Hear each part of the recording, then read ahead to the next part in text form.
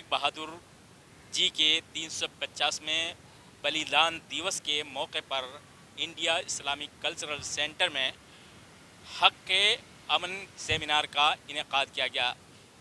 इस सेमिनार में सिखों के धार्मिक गुरु और मुस्लिम धार्मिक गुरु के स्कॉलर यहाँ पर आए और उन्होंने गुरु तेग बहादुर की ज़िंदगी से मुतालिक और उनके बलिदान के से मुतालिक कई अहम जानकारी दी। आइए चलते हैं, देखते हैं क्या कहा उन स्कॉलरों ने। अफसोस इस बात का है कि भारत बदल गया है, कि आपको तस्लीम करना पड़ेगा। यहाँ पे वो ताकत आ गई है जो इंसानियत पे कायम नहीं है, तो ये समझती है कि जो वो चाहेंगे वही होगा, वो सही हो गलत हो। और अक्सर इतने कमज़ोर हैं भारत की कि उनकी आवाज़ ही नहीं निकलती और वो चला रहे हैं अपना कारोबार। जब तक हम लोग जिस तरह से हमने अंग्रेज़ों के खिलाफ उठ के सब ने, कोई मज़हब का सवाल नहीं था उस वक्त, ये था इनको हमने निकालना है, और सब खड़े हो गए। ये नहीं कि सब थे, अंग्रेज़ों के भी बड़े मेहरबान थे जो ये कहते थे अंग्रेज़ों को जाना नहीं चाहिए। जो आज कितना भी शोर करें कि हम लोग तो आज़ादी में आपके साथ थे, कभी आज़ादी में आपके साथ नहीं थे, वो अंग्रेज़ों के पलवे थे और चाहते ही थे कि अंग्रेज़ रहें। और बार बार अंग्रेज़ों से कहा ये जो कांग्रेस जो मूवमेंट चला रही है, महात्मा गांधी और बाकी, ये सब बेकार की है। मगर फिर लोगों की आवाज़ इतनी मजबूत हुई कि उनको यहाँ से जाना पड़ा। आप इससे लड़ कैसे सकते? इतिहाद तो इत्तेफाक कहना बड़ा आसान है, करना बड़ा मुश्किल है। ऐसे साहब ने यहाँ पे कश्मीर की सिखों के बारे में कहा, मैं वज़ीर आला था, इनकी संख्या इतना नहीं थी कि इलेक्शन जीत सकते। हमने इलेक्शन में एक साहब को खड़ा कर दिया, और यकीन करेंगे आप कि 3:30 बजे जबकि वो बंद होना चाहिए फॉर्म भरना, 5 मिनट पहले एक जमात ने सरदार साहब को खड़ा कर दिया, सरदार के ही खिलाफ। और सिर्फ 5,000 वोट आए उसके, इस दूसरे के 28,000 वोट आए। मगर चंद वो जो वोट वो ले गया था, उससे ये हार गया। मगर मैंने समझा कि अगर इन सरदारों से इंसाफ करना है तो एक आदमी हमने चुनना है और उसको हमने मंत्री बनाना है कि इनकी मुश्किलात को देख सके। मैंने कभी ये नहीं देखा। इसे आपसे कहूं, कुरान हमें ये सिखाता है, इंसानियत सिखाता है, बरादरी सिखाता है, और नफरत नहीं सिखाता। और कोई मजहब नहीं है जो नफरत सिखाता है, इंसान ही है जो नफरत सिखाता है। हम धर्म को इस्तेमाल करते हैं अपनी ताकत के लिए, में तो वजह क्या है?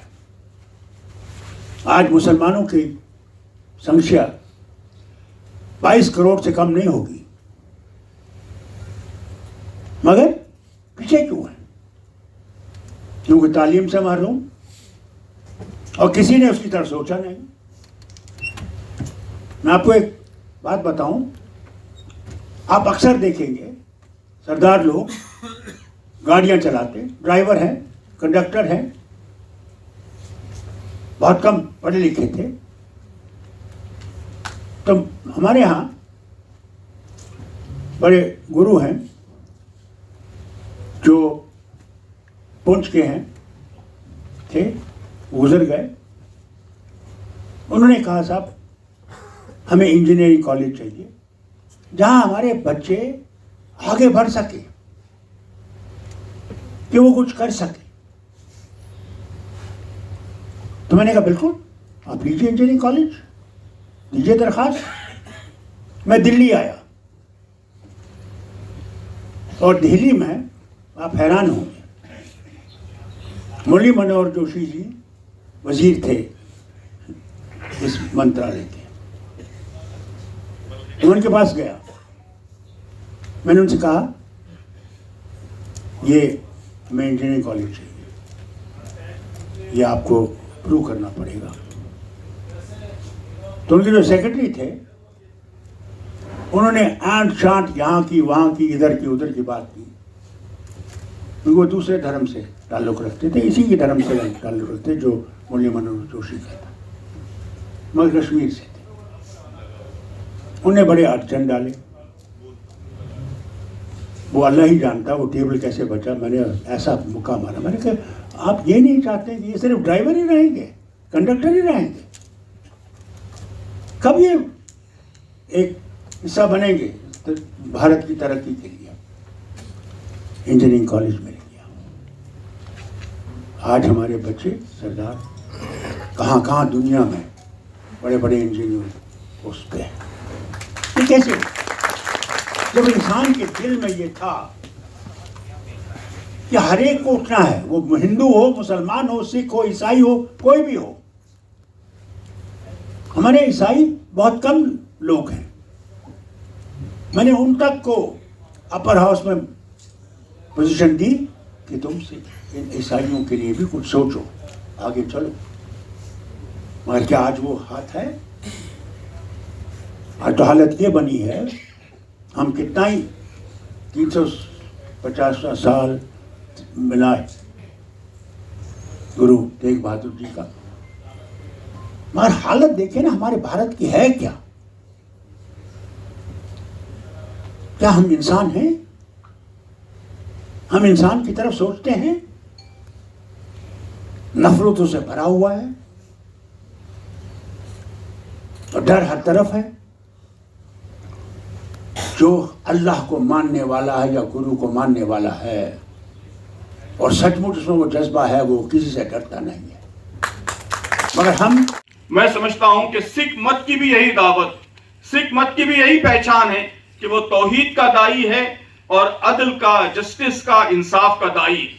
तो हमारी बुनियादों में ये जो कॉमन पॉइंट्स हैं, इसकी बुनियाद पर हमें एक दूसरे से जुड़ना चाहिए।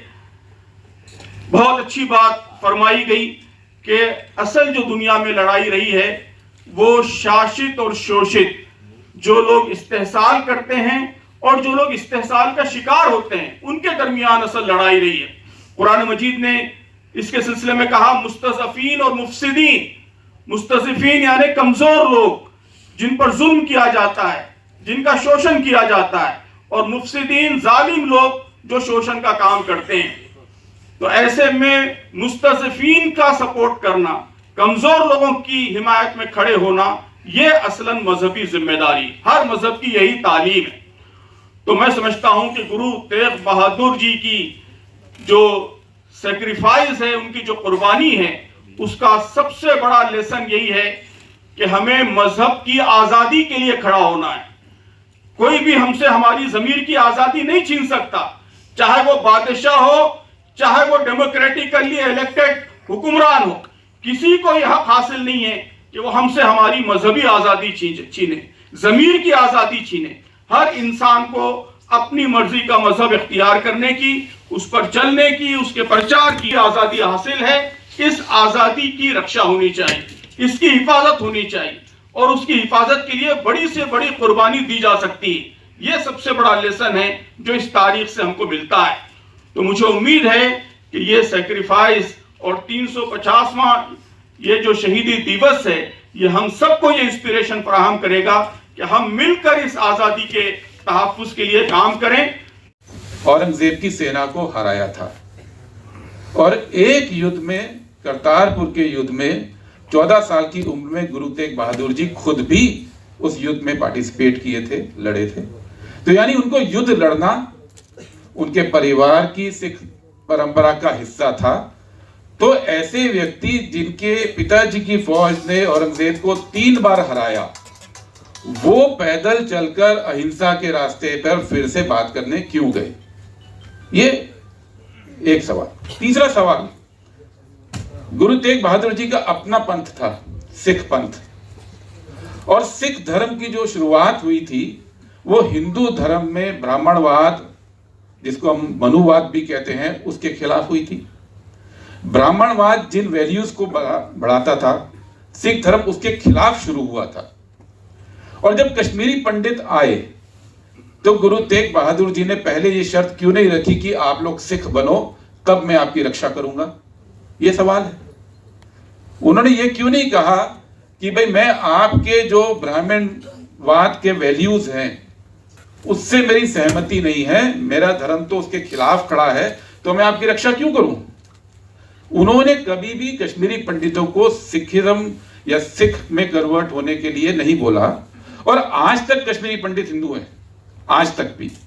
तो ये 3 सवाल बड़े इंपॉर्टेंट हैं, क्योंकि इस सवाल के अंदर वो जवाब छुपा है कि उन्होंने शहादत क्यों दी। और ये इसका जवाब खुद गुरुजी ने औरंगजेब के दरबार में दिया था। औरंगजेब के दरबार में जुलाई 1675 के अंदर जब उनको गिरफ्तार कर लिया गया और उसके बाद 4 महीना उनको जेल में रखा गया, और उनको जब औरंगजेब के दरबार में लाए गए तो उनसे जो औरंगजेब के काजी थे अब्दुल वहाब वोरा, उनको जिम्मेदारी दी गई बातचीत करने के लिए, और ये रिकॉर्डेड है, उनकी साखियों में रिकॉर्डेड है। और जब बातचीत कहीं पहुंची नहीं तो फाइनली 3 उनको चॉइस दी गई काजी वोरा द्वारा। एक, कि आप कोई चमत्कार करके दिखाओ जिससे साबित हो जाए कि आप एक रूहानी ताकत हो, हम आपकी बात मान लेंगे। दूसरा, अगर आप चमत्कार नहीं कर सकते, रूहानी ताकत नहीं हो, तो इस्लाम कबूल कर लो। और तीसरा, अगर आप ये दोनों बात नहीं मानते तो अपना बलिदान देने के लिए तैयार रहो। तो गुरु तेग बहादुर जी का उस समय जवाब यह था कि सिख धर्म में चमत्कार दिखाने पे मनाही है, क्योंकि हम ईश्वर की सत्ता में दखल नहीं देते। सिख धर्म में चमत्कार दिखाने पे टोटल मनाही होती है, तो उन्होंने कहा मैं चमत्कार हम नहीं दिखाएंगे। और दूसरी बात उन्होंने कहा कि मैं इस्लाम कबूल नहीं करूंगा, इसलिए नहीं कि मुझे इस्लाम कोई ऊपर रिलीजन या नीचे का धर्म लगता है, और ये लाइन सबसे इंपॉर्टेंट है और जो रिकॉर्डेड है। उन्होंने कहा इस देश की मिट्टी में हर इंसान को अपना धर्म मानने की आजादी है, और उस आजादी को मानने के लिए मैं अपनी शहादत दूंगा। ये बात गुरु तेग बहादुर जी ने औरंगजेब के दरबार में कहकर अपनी शहादत दी। ये बात जो सेकुलरिज्म की आज हम करते हैं और कहते हैं भारत के संविधान में सेकुलरिज्म है, वो लिखा गया है 1950 के अंदर, 49-50 में, लेकिन वो वैल्यूज भारत की मिट्टी में सैकड़ों साल से थी। उन्हीं वैल्यूज को बचाने के लिए गुरु तेग बहादुर जी ने अपनी शहादत कबूल की, क्योंकि वो ये कहना चाहते थे कि ये देश सबका है, ये देश केवल एक विश्वास, एक धर्म, एक नीति को मानने वालों का नहीं है। और यही वजह है उनका ये जो अपने परिवार के अंदर, अपने लोगों के अंदर आनंदपुर साहिब से चलने से पहले जब बातचीत हुई, उसमें बहुत क्लियर था कि जब आप अहिंसा के रास्ते औरंगजेब के आप बात करने जाओगे तो संभावना यही है कि इसके बाद आप वापस नहीं आएंगे। और उसका सबसे बड़ा प्रूफ यह है कि चलने से 3 दिन पहले उन्होंने अपनी गुरु गद्दी गुरु गोविंद सिंह जी को, जो समय गुरु गोविंद दास बोलते थे, उनका नाम था, सिंह तो बाद में लगा, उनको सौंप कर निकले। क्योंकि परिवार में माता गुजरी के यहाँ, उनके परिवार में उनके जितने सहयोगी थे, उनको यह स्पष्ट था कि आप अगर बात करने जाएंगे तो हो सकता है कि अब वापस नहीं आएंगे, शहादत देनी पड़ेगी। और वो शहादत के लिए तैयार होकर निकले, अपनी गद्दी गुरु गोविंद सिंह जी को सौंप कर निकले और